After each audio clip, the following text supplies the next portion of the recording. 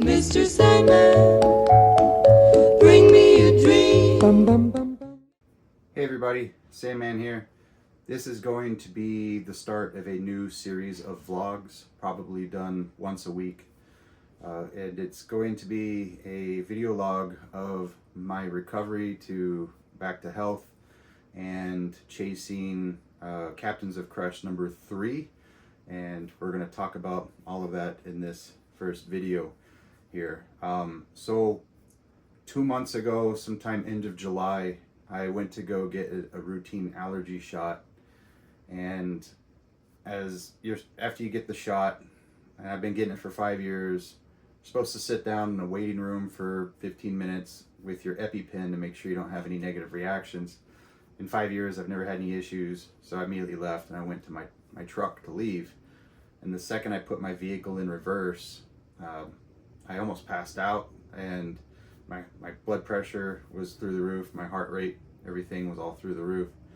So I was able to stop my vehicle and get out, and I was able to walk back to the clinic, calling them, telling them, hey, I'm having a negative reaction, I'm coming back in. And I'm trying to fight not passing out back into the clinic. And I got into the clinic and my blood pressure was super elevated. And but it wasn't enough to take me to the hospital. It was like 160 over 110 or something like that. But my heart rate was like just under 200 beats per minute. My heart rate was through the roof.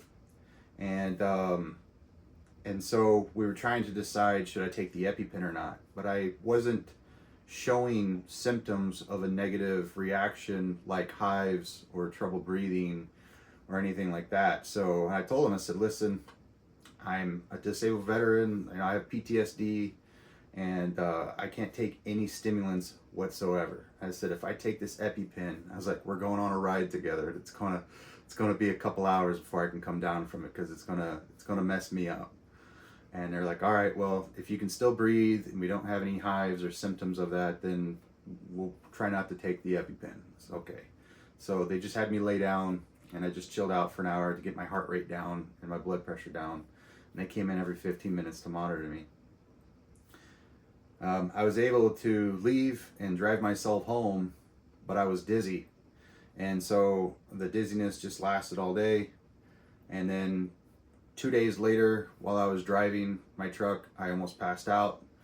And so I was able to make it home, and it was absolutely terrifying. I couldn't pull over. I was stuck in the middle lane, and I was stuck behind vehicles in traffic, and I'm like, my blood pressure and my heart rate was through the roof, and I was, basically like almost going in and out of consciousness. And so I almost got out of my vehicle to lay down in the median of the road so I could call emergency services, but I knew that with this type of traffic, emergency services were not going to be able to get to me in a timely manner. So it was best just to stay in my vehicle, and while I could, try to just get out of traffic. And I think in hindsight, it probably would have been best to like pull the vehicle over to at least the farthest right lane and get out and lay down on the sidewalk, I guess, because it would have been bad if I did pass out behind the vehicle. But I made it home, and that was 10 weeks ago, and I haven't been the same since. The symptoms are dizziness every single day, and fatigue. And then as my heart rate gets up, I start to get more dizzy, more fatigue, and anything from stress to physical exercise to just walking becomes an issue. So for the first 4 weeks, I pretty much just stayed bedridden and laid in bed. And once a week, I would try to get up the strength to make a video. And that's why I haven't been doing a whole lot of lockpicking videos, because I'm having trouble with the dizziness and the eye-hand coordination. I was also having trouble with cognitive issues and speech. And so I was stuttering a lot, and I had trouble with my memory. And so I would try to make a YouTube video, like a review, and it would take me 4 or 5 attempts. And some of the videos that I put out took me an entire week to put out, except for like unboxings or something like that. Like I couldn't make videos. So we did a whole bunch of tests, and we did an MRI, and I haven't had a stroke. That was a fear that I may have had a mini stroke, because my father has had a mini stroke, and there's different levels of having a stroke. But I did okay on the MRI, but they found some underlying issues that we still need to address, like the possibility of Lyme's disease and a couple other things. I have history of recent food allergies, so we're looking into that. I've already been tested for alpha-gal syndrome, which is a type of Lyme disease. But now we're going to look at Lyme disease, I guess, because of what came back on the MRI, which is like restricted blood vessels in my brain, which are the cause of migraines, but it also could be the cause of what is causing the restriction is what they're going to look for. But we did a CAT scan, or we did a lot of stuff, man. Like, we did so much stuff. I did an echocardiogram of the heart that came back good. We did what's called a calcium scope, so they checked to see if I have any blockages. That's all good. And so right now I'm waiting for a pulmonary examination, or a CAT scan for pulmonary embolism, or angiogram, I guess is what it's called. I'm still trying to learn all this stuff. And then right now I'm wearing a heart rate monitor on my chest. This is actually the second heart rate monitor that I've had to wear. The first one I wore for 12 days. And they didn't tell me to push the button or log any events from heart palpitations. I've been having a lot of heart arrhythmia and palpitations. So anyways, so the second one, now I know how to use it. I push the button if I have an issue, and I keep log of it. The first one I wore for 2 weeks. I couldn't go outside. I couldn't exercise. I couldn't do anything. And then the second one now, I'm just wearing for 7 days. Sometime around week 5 or week 6, I started having some issues with just walking. And I got to where if I walked 20 feet, my heart rate would shoot up to 160, 168. And I would get lightheaded, and I get to where I was about to pass out, and I'd have to, have someone help me back to the house or something. So I had to make an investment and purchase a mobility scooter. A friend of mine helped me purchase the first mobility scooter, and then we found out that it was too big to put in my wife's vehicle, so I couldn't leave the house. I couldn't go to doctor's offices with it. So we ended up getting a second mobility scooter that I can actually put into the back of my wife's trunk. And so that way when I go to the doctor's office, I can pull it out and I can get around. And so that's been very helpful. I use the bigger one to get around the neighborhood, but 3 weeks ago, just riding around in the neighborhood, my heart rate shot up to over 160, and I almost passed out just on the scooter. So I haven't been able to leave the house for 3 weeks. So I've had a lot of, they've checked my carotid arteries. Those are fine. They did the echocardiogram. That's fine. So they're finding that my heart's fine. And so we're trying to look at other things. My brain's fine. My heart's fine. I'm doing a stress test next Wednesday on the 16th. And so this actually comes off on the 16th that morning. And then we'll be going to do at the VA hospital. We're going to be doing a stress test. It's going to take about 3 or 4 hours. They're probably going to do a chemical stress test and then do an actual physical stress test. I don't know. And but we're slowly finding out that my heart seems okay and everything's fine. And this could be a pulmonary issue, or it could just be the negative effects of the insulin, or not, the serum that they gave me for my allergy shot. And so, but I think that things are slowly getting better, because the last 3 days I haven't been as dizzy.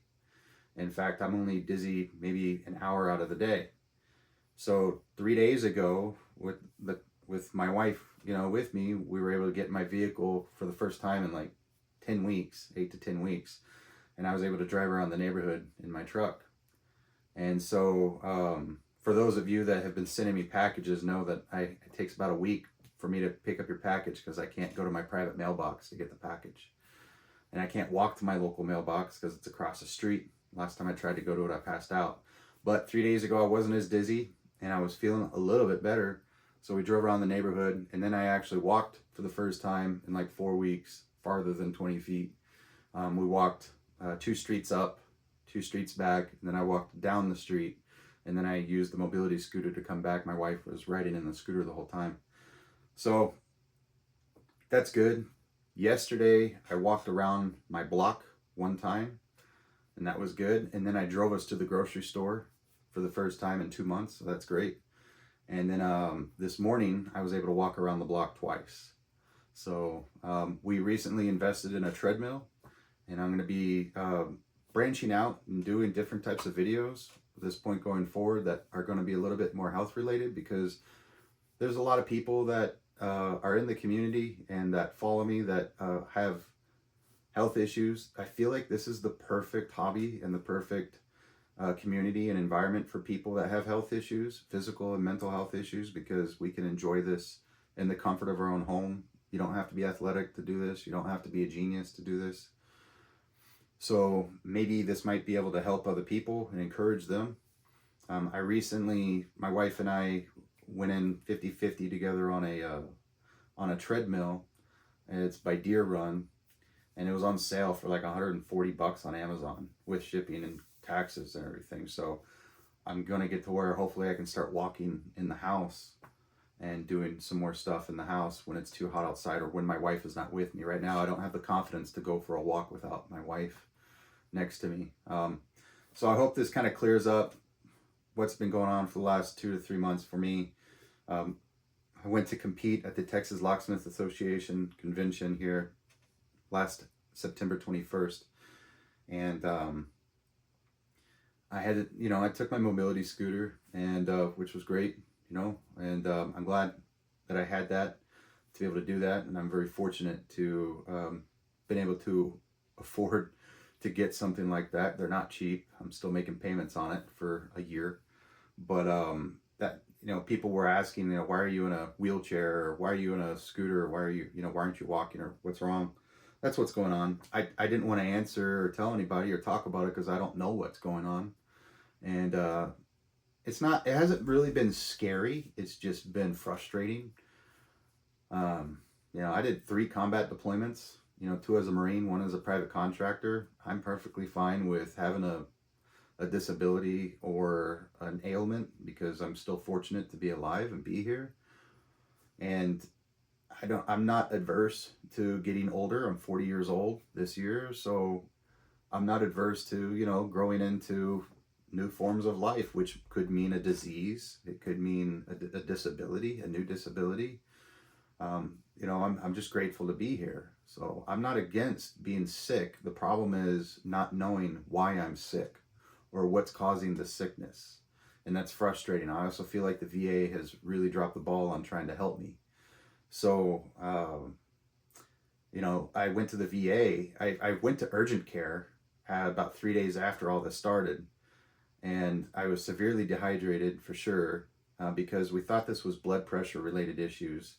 So I started taking a blood pressure medicine that I stopped taking 2 years ago because I had lost 75 pounds and my blood pressure was perfect, no longer needed it. For 2 years I didn't need it. So we thought it was a blood pressure issue. It wasn't. And the blood pressure medicine was doing a lot of harm to my kidneys for those 3 days that I took it. So that's why I went to urgent care, trying to self-correct. So then that following Monday, I went to the VA, and they would not let me see my primary care doctor. All I could do was be triaged, and they could just say, well, you just look dehydrated. Well, I'm drinking a gallon of water every day now, so I don't know what to tell you. So VA would not let me see my primary care doctor for 3 weeks. They said, we won't let you see your doctor until you've had the same symptoms for 3 weeks. So the whole time I was scared that I had a stroke. I was scared that I had heart issue or lung issue, but primarily I thought that I had a stroke. And so, it was aggravating. And then when we went to urgent care, we thought that I had insurance, that I was on my wife's insurance. Even though I have an insurance card, 3 of them, with my name on them, I wasn't covered by insurance because her insurance kicked me off of her insurance because she didn't reply to an email to verify marital status. And that email went to her work email, and my wife didn't even know she had a work email. So if you have insurance, make sure you update your contact information, because that was the difference between us actually getting the care we needed immediately and having to wait for the government, which is socialized medicine, to take care of me. And when they finally saw me on August 23rd, which was 3 weeks after this all started, they scheduled all of these appointments out for end of October. So sometime into September, as I was getting closer to these October appointments, I started getting call after call after call telling me, your October appointment is canceled. We'll have to reschedule for December or January because the tech is out of town. Like, this is ridiculous. Like, I don't know what, that was the roughest part. It's aggravating. It's aggravating going through health conditions and feeling like your healthcare system is failing you. So, but I'm very fortunate to have Medicare, and I don't have the full Medicare coverage because mistakes were made signing up for that when I got on it years ago.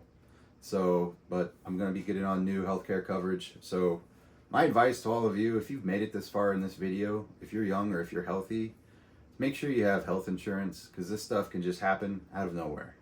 Just something routine, and all of a sudden you can't walk, you can't drive, you're having speech issues, you're having cognitive issues, and you want help and nobody can help you. And I actually had to go to the ER 4 weeks ago. When I tried to walk across the street to the mailbox, I almost passed out. So we went to the ER the next day. That was a $9,000 visit. Luckily, the VA covered it because it was outside of hours of the VA, and that's great. But you know, if I didn't have the VA, if I wasn't a disabled veteran, I'd be out $9,000. So, if anything, I hope that some of this vlogging and some of this update in my health journey can, as I get older, I want to try to help some of the people that are younger than me as best I can. And that's hard to do because I'm kind of rough around the edges. I'm a freaking combat veteran.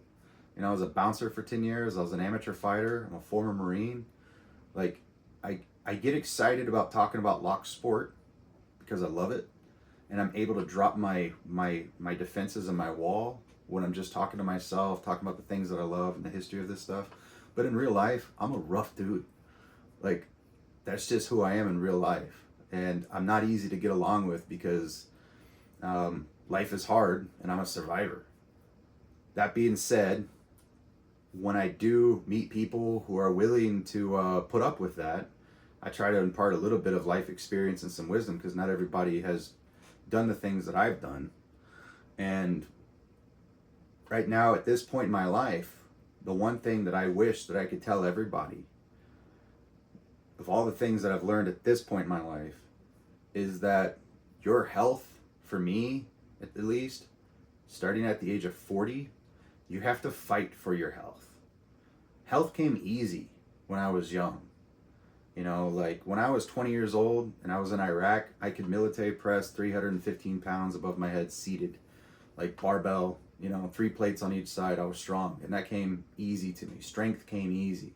When I was 32 years old, I was actually featured in Vegan Health and Fitness magazine, September, October issue. I'm going to show that in one of these videos here. And I had a 2-page interview of me. At the time, I was using veganism for health influences and for PTSD. It was like a living meditation, you know, to try to restrict what I ate, my lifestyle. And I was bench pressing 405 pounds and I was deadlifting 510 pounds. I was very strong. But that's youth. Once you get to a certain age in your life, you have to fight for every ounce of health that you have. You have to fight for it. It's not going to come easy anymore. And I hope people will take 2 things from this video if you've made it this far. 1, take your health seriously and fight for it. And 2, get yourself some health insurance. I'm a disabled veteran. I have the VA. I'm 100% retired, full benefits. And I go to the VA and they will not help me. They will say, come back in 3 weeks if their symptoms are still acting up, or go to an emergency room if it's severe enough. They just push me off onto other people. And then when they do see me, they make these appointments 3 months out, 9 to 12 weeks out. And then as the weeks progress, they slowly get canceled because these people that work at the VA, they're unionized and they want to take vacations. They get sick pay. They get to take time off, and they don't care if it affects, you know, the veteran. If I could go to a private healthcare facility, I like to think that I'm going to get quicker care. And so far, that's what I've noticed. Now, some of you may say, well, what about Veterans Choice? Well, when they canceled like 2 of my appointments out of the 3 or 4 that were in October, I called them and said, you know what? The other appointments in October, just cancel them. I want Veterans Choice. Under the Trump administration, Veterans Choice became a thing that if you have to wait longer than 45 days to get help, you can get fast tracked. Well, that sounds like it's a plausibility, but the reality is this is bureaucracy. So I canceled those appointments. And I said, I want veterans choice then. If you're going to cancel 2 of my appointments and the other 2 are just a crapshoot, and I'm waiting eight more weeks for these things, I said, then give me veterans choice. 2 weeks went by, and I get a call from primary care doctor saying, how come all your appointments are canceled? I said, they canceled 2 on me. I need veterans choice. And he said, there's no such thing as veterans choice, which is not true. There is. And he goes, I have to put in consultation with outside care doctor, blah, blah. And I said, well, that's veterans choice. He goes, no, there's no such thing. So we fought back and forth on it. And finally, he put in a request with community care, and community care talks through TriWest, which is the health insurance with the VA for veterans that get outside care through veterans choice. And then with that, they try to find you a clinic that'll schedule you. However, TriWest is allowed to take up to 21 days after your pre-screening to schedule you. So 2 weeks after my appointments were scheduled, TriWest called me and said, are you available Monday through Friday? Yes. Are you available in the mornings and evenings? Yes. Okay, in 21 days, we'll call you to schedule you. So they now have 5 weeks before they even call me to schedule me for an appointment that could be 4, 8, 12 weeks out from then. So that's the veteran's choice that's being utilized in the bureaucracy of the VA that is run by unions. Basically, it's a union, it's a Teamster kind of thing. And so there's nothing I can do. I've called them and they're like, yeah, sorry, it takes up to 21 days to get you a schedule. Well, it took them 2 weeks just to call me and ask me what my schedule looks like. So it's taken 5 weeks in total just to see if I can get a schedule to go get a CAT scan for a pulmonary embolism. So if you can take anything from this, make sure you have health care. You shouldn't have to go fight in foreign wars and come home and be broken and then have to rely on socialized healthcare medicine in the United States and then wait for half a year to be seen and to be taken care of, because I'm 10 weeks into this injury and I'm still waiting for 3 examinations. 3. And it's going to take another month before any of those come to fruition. So I'll be 16 weeks, close to 16 weeks into this thing before I get the examinations that I need, just to move on from there and see what else is wrong. So I'm going on to a rant. If you made it this far, I'm going to I can't exercise. I can't do push-ups. I tried doing push-ups, but that was the day before I almost passed out on a mobility scooter. So I can't do anything to keep my health and to keep my mind moving healthily forward, other than just the hobbies that I have, which I'm very blessed to have. So one thing that I'm going to start doing is I really enjoyed powerlifting years ago. I enjoyed strength sports. I can't do any of those right now. I can't even drive to go to a gym if I wanted to. And I can't do sit-ups or push-ups here because of the condition that I'm in, but I can work my hands. And, you know, I still pick locks. There's only so many locks you can pick in a day before you get tired. So I'm getting into the Captains of Crush. So there's this thing called Captains of Crush. And basically they have this level 3 certification. And that is, they have a whole bunch of these different grippers. There's 11 of them. And you buy them, and if you can close the number 3, which is it's so many hundreds of pounds of force to close it. Captains of Crush would tell you that it's like over 200 pounds or something like that, but it's not. The number 3 is actually rated at 149 pounds. And I'm basing this off of Canon PowerWorks, which is a website that sells grippers. But I can't close the number 3, but if you can close a number 3 gripper, you have a world-class grip strength. And I used to be almost, I don't know, I had a couple lifts that were considered elite level for my body weight when I was powerlifting, but I was never an official elite level powerlifter. My total wasn't very much. My powerlifting total was only like 1,400 pounds, like 1,440 or something like that. And so you know, with a 405-pound bench press, a 510-pound deadlift, and I think I was only squatting like 405 or something like that. I don't remember what the math is on it. I think that's well under 14, but I know I got up to 1400 at one point.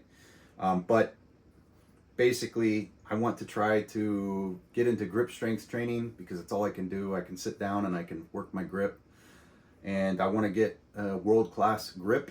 So I'm going to start making a video series that's going to be my road to Captain's of Crush number 3. This is a Captain's Crush number 2. I'm not going to attempt to try to grip it here, but because I just had a workout. But I purchased all of these, and right out of the box, I was able to close a number 1 and a 1.5. And a number 1 is 86 pounds, and a number, 76 pounds, and a number 1.5 is 86 pounds. And then I was like, well, I guess I better buy the number 2. So I purchased the number 2. It arrived, you know, from Amazon a couple days later, and I was able to close it to a 1/4 inch. So out of the box, I was able to close the number 2, which is 104 pounds. And so on average, they rate it higher on the packaging, but that's just an arbitrary number. So I'm going off of, again, Canon Power Sports. That's been updated April of 2024. And because they sell these, and so they will rate them, and they rate hundreds of them. So my goal will be to try to make a vlog series where I'm updating people on my health as I try to get better. And I'm logging how far I walk. Today I walked 2 circles around my block, and I won't be able to walk again until tomorrow, and my wife can go with me. And I'm getting a treadmill in. I'm going to do a review on the Deer Run treadmill, which is a low profile treadmill that you can like put under a bed or under a couch. And I'm going to be making a vlog of my grip strength training, just so I can get out of my head, honestly, so I could branch into other things. And it's all related, I think. So, but anyways, I'm getting close to closing the number 2. I've only been training for, this is the end of my 2nd week of grip strength training. And I wrote up a program that's I've based off of the Russian conjugate training, and I'll get into all this in future videos. But I was a power lifter, and I had a program written by Matt Winning from who's from Winning Strength. He's a former world champion from Westside Barbell under Louis Simmons. And I had a program, and I studied the Russian conjugate method of training that he put together. And so I'm using the Russian conjugate training for this. I'll make a separate video for the training series for that if anybody's interested. And I'll keep really good accurate notes, and if anybody wants to get into grip strength training with me, hit me up in the comments, and I'll provide, you know, my training log and all the things that I do and the reason behind it, and the description of all my videos moving forward with that. So I'm going to be doing once a week a health update, and it's going to be also my road to the Captains of Crush number 3. So people that don't know that if you can do the number 3, there's only like 10 people in the world every year that certify on a number 3, and they're considered like world-class, you know, strength, you know, whatever, you know, like the world-class athletes essentially. And most of these guys are power lifters. Most of these guys are strongmen. In fact, you could take a number 1. This is a number 2. You could take a number 1 to any gym in North America, and supposedly like 90% of the people in the gym that work out can't even squeeze a number 1 all the way. So I'm having some hopes that that my old man strength can come through, and maybe I'll be able to close the number 2 here by the end of this training cycle, which is I've scheduled to be 12 weeks, and then I can start working towards a 2.5, and then eventually number 3. So hopefully in 6 to 12 months, I will make an attempt at the number 3.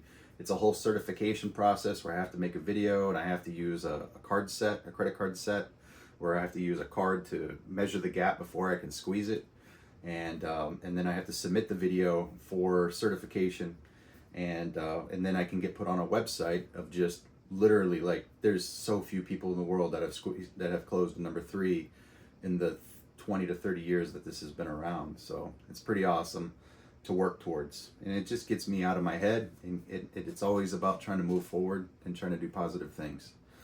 So I know I just threw a lot at you guys, but for some of you who've been following me for a long time, maybe you might appreciate it. For some of you that are new here, this is not my normal this is not my normal activities. I wish I could I wish I could make other content, but I've been very limited. That's why I've been doing a lot of videos like the Sandman locksport report. Some weeks that's all I can do. And some weeks I'll make a video and I feel like I'm going to pass out immediately after. Some weeks it takes me 4 or 5 attempts and I'll give up and I'll come back to it 3 days later. My Sandman advanced lockpick set video, that's set on my desk for a week. And I must have tried 7 times to make that video. But I was having cognitive issues, I was having speech issues. And when I finished that video, I got up and I just felt like I was going to pass out from talking too much. But I feel like I'm getting better every day. I don't feel super dizzy right now, and I don't feel exhausted from talking, but I am going to end this video. I hope this video is helping somebody out there, and I hope that makes sense why the last 2 months I haven't been picking any locks or been putting out any new content, why I've been riding in a mobility scooter, why I've had to stop. I've had to cease the Bat City Locksport group. I have my own Locksport group here in Austin, Texas, and I've had to stop that because I can't drive to it, and it's too exhausting to try to bring in all the locks and to try to entertain and to manage things for 3 hours. It's just too much. So hopefully, I like to think that if the way things are progressing right now, I think I'll be able to get Bat City Locksport moving again in January of 2025. So hopefully things will keep progressing. I've got another week of wearing my heart rate monitor. Next Wednesday I have a stress test. I'm still waiting for my CAT scan for pulmonary, and then we can move on. So that's it. I talked about a lot of stuff, threw a lot at you. Just thought I'd start doing a vlog series about my road to recovery and chasing the Captains of Crush #3. That's all I have for today. Thank you all so much for watching. I'll catch you guys next time. Mr. Sandman.